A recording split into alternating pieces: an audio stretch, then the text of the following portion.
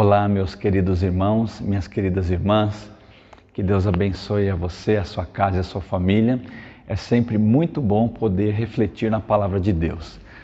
A nossa vida não é feita apenas de coisas que os nossos olhos enxergam, mas ela é feita muito mais por aquilo que nós não vemos, mas por aquilo que nós cremos. E o que é que nós cremos? Nós cremos que Jesus Cristo é aquele que veio a este mundo, morreu na cruz do Calvário, proporcionou a nós a salvação da nossa alma.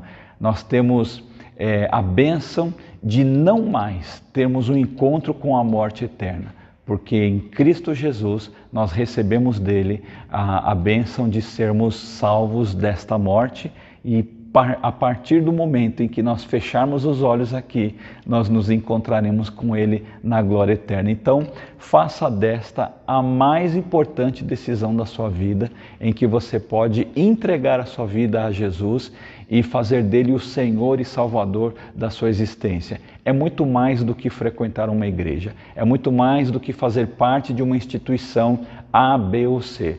É sim fazermos uma aliança com Jesus, aquele que nos pega do jeito que nós estamos e nos transforma em uma nova criatura. A Bíblia fala que aqueles que estão em Cristo são uma nova criatura. As coisas velhas já passaram e eis que tudo se fez novo. Que Deus abençoe você. Bom, nesta hora eu quero compartilhar uma palavra que está em João capítulo 12, o Evangelho de João capítulo 12, uma história muito bonita, uma história que enche o nosso coração de esperança e nos dá a visão correta das coisas, né? João capítulo 12, o início do capítulo, relata o momento em que Jesus está a caminho de Jerusalém e ele passa por Betânia. Betânia ficava ali por volta de 3 quilômetros de Jerusalém. E nós concluímos, irmãos e irmãs, que quando Jesus fazia este trajeto, ele usava a casa de Lázaro, Maria e Marta para se hospedar, para ali com seus discípulos receberem ali alimento, tomar um banho, enfim, fazer coisas dessa natureza, né? Ter um ponto de apoio para a sua caminhada, a sua jornada. Neste dia, um fato inédito acontece. Por quê? Lázaro estava ressuscitado. Lázaro foi aquele que, no capítulo 11, a Bíblia fala que ele morreu. E Jesus ele estava longe de Betânia. E o que acontece? Ele demora alguns dias para chegar até aquele local e Lázaro, quando Jesus chega, né, Lázaro já estava há 4 dias morto no sepulcro. As pessoas relataram que ele já cheirava mal devido ao estado de decomposição. No entanto, como para Deus nada é impossível, ele ressuscita Lázaro e agora o que acontece? Jesus estava sentado à mesa. A mesa era diferente dos nossos dias, né? Nós imaginamos uma mesa, uma madeira assim, 4 pezinhos e tal. A mesa era no chão, né? Era algo bem diferente o costume daquele tempo. Mas nós falamos mesa para nós entendermos como que era a situação. Então eles estavam ali ao redor da mesa e Jesus estava diante de Lázaro que estava ressuscitado. E junto estava Maria, estava Marta, a sua família, os discípulos todos, né? E de repente, neste jantar, em que um morto estava sentado à mesa, né? Logicamente que ele estava ressuscitado, vivo, né? De repente Maria, ela toma uma ação, ela vai a um canto da casa e ela pega um vidro de perfume bem caro, era um vidro que custava o salário de um trabalhador de um ano inteiro, e ela derrama este perfume aos pés de Jesus. E ela começa a enxugar os pés de Jesus com os seus próprios cabelos. A Bíblia fala que Judas Iscariotes repreende isso, questiona aquele ato, né? Ele tinha uma visão de Jesus humana, uma visão pequena, uma visão que o atrapalhou na sua vida. No entanto, Maria entendeu quem é que estava ali, ao lado dela. Maria entendeu que Jesus, o Senhor dos Senhores, o Rei dos Reis, o Deus encarnado, estava ali. E ela faz um pequeno gesto, que para muitos ali, talvez seria algo recorrente, algo simples. No entanto, este pequeno gesto Foi um grande acontecimento, porque este gesto foi valorizado por Cristo. Este gesto foi elogiado por Jesus. Este gesto entrou para a história como um grande acontecimento. Sabe, meus queridos irmãos e irmãs, nós muitas vezes olhamos para as grandes coisas na existência, para os grandes feitos, as grandes empresas, as grandes instituições e tudo mais. E nós ficamos impressionados com tudo isso. Mas muitas vezes, nós nos esquecemos que talvez uma grande edificação, né, algo dessa natureza, foi iniciado com uma pequena atitude, com um pequeno gesto. Né? E é assim na nossa vida, nós precisamos valorizar as pequenas coisas. Nós achamos que muitas vezes essas coisas que fazemos para Deus, que talvez aos olhos dos outros são irrelevantes, são até mesmo desprezíveis, mas são muito importantes. Em primeiro lugar, porque nós não fazemos nada para agradar as pessoas em primeiro lugar.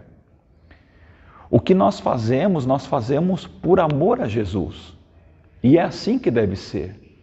A Bíblia fala aqui, que e toda a casa se encheu com a fragrância do perfume, no capítulo 12, no verso 3. Né? Quando Maria derrama este perfume, ele toma o ambiente todo e todas as pessoas elas sentiram o cheiro daquele perfume. Tudo aquilo que nós fazemos para Jesus, ele é espalhado, ele é compartilhado, né? E Jesus é o objeto daquilo que nós executamos, quer seja algo na igreja, no ministério ou na vida qualquer que seja a nossa atividade. Então, valorize os pequenos passos. A Bíblia fala aqui no capítulo 12 de João, dizendo o seguinte: então Maria tomou uma libra de um nardo puro, um perfume muito caro, e ungiu os pés de Jesus e os enxugou com os seus cabelos. Talvez no olhar das pessoas, fosse um gesto assim, puxa, mas já vai desperdiçar um perfume tão caro, e vai então agora enxugar com os próprios cabelos os pés de Jesus. Imaginemos, irmãos, que os pés das pessoas naquela época, né, pelo fato do calçado, das pavimentações, da quantidade de pó, terra, não era uma coisa limpa. No entanto, Maria não vê essa dificuldade e ela vai ao encontro ali dos pés de Jesus e ela derrama este perfume. Era um hábito daquela sociedade lavar os pés daqueles que eram recebidos num gesto de hospitalidade. E Maria faz isso com aquilo que era mais caro para ela, com aquilo que era mais valioso nas suas economias. E ela faz isso de uma maneira toda especial, porque ela não vê constrangimento em enxugar os pés de Jesus com seus próprios cabelos. Você sabe, muitas vezes as pessoas elas veem os atos dos cristãos, né, de qualquer natureza, e elas criticam, tiram sarro, elas desaprovam, elas, têm uma atitude, digamos assim, inocente, infantilizada, por não entenderem as coisas espirituais. Com isso eu quero dizer para você uma coisa: não se importe com isso. Se importe realmente com aquilo que você faz para Cristo. Esta é a principal parte. Maria entendeu isso muito bem na sua vida. Maria entendeu que a crítica, as observações de quem estava ao seu redor era algo secundário e para ela talvez entrava por um lado, saia por outro.